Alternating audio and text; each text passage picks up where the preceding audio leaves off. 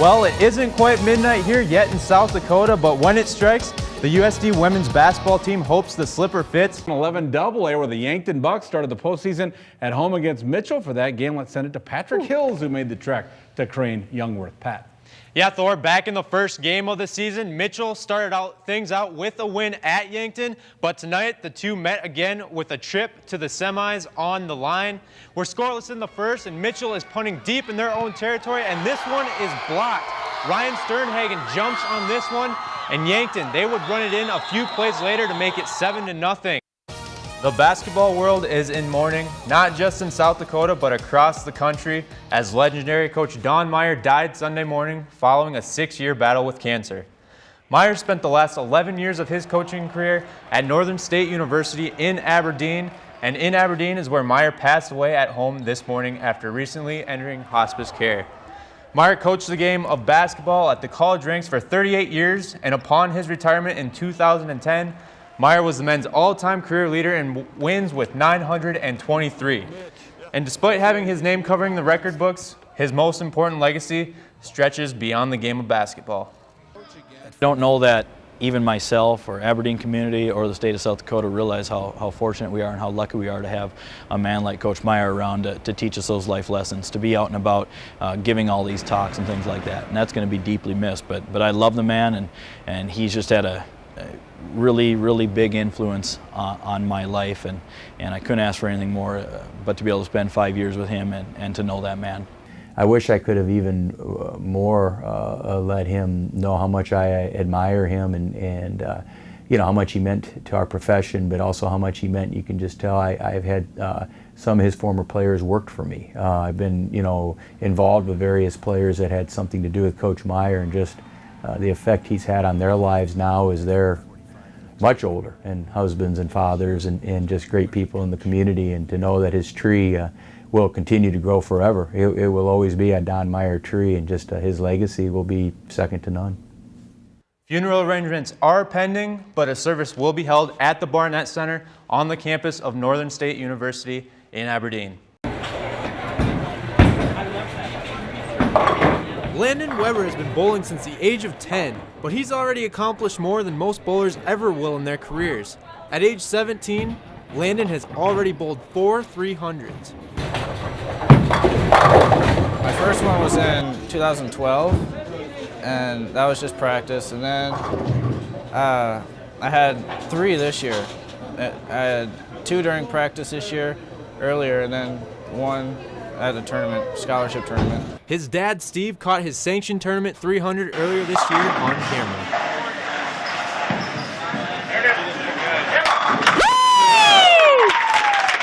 Yes! Atta buddy Landon. It's a good feeling as a coach and as a friend. I used to bowl with him too when I was in high school, and he, you know, when he bowls it, he's throwing the ball. He doesn't really care what the score is half the time, but you know, he's happy and he feels accomplished afterwards. Going into this weekend state tournament, Weber is currently second in the state with a 228 average, searching for his first ever state championship.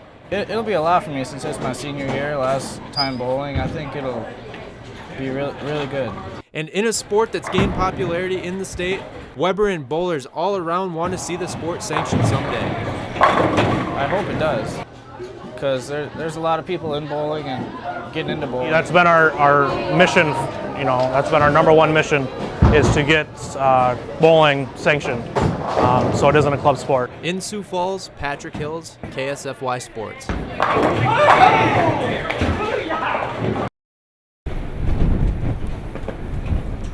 In the brunt of this cold winter season,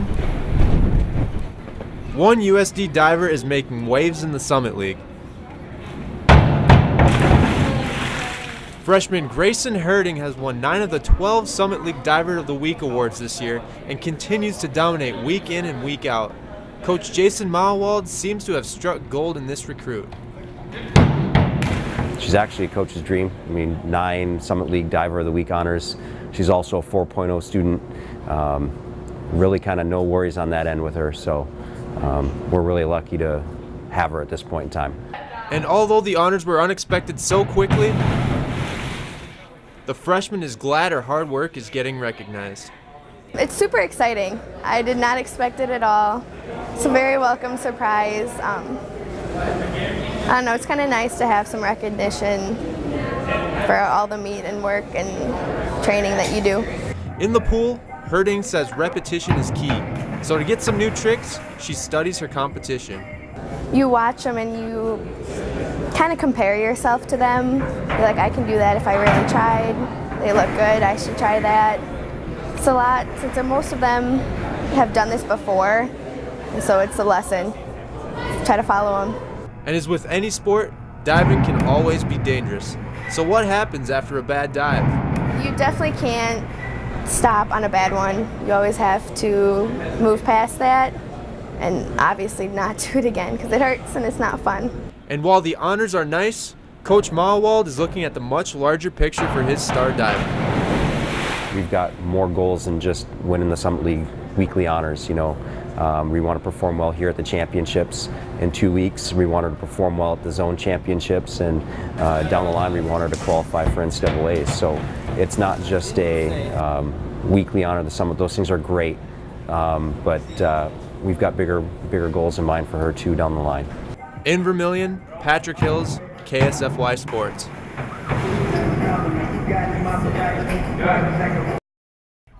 In South Dakota, we're used to seeing 11-man and 9-man football across the state.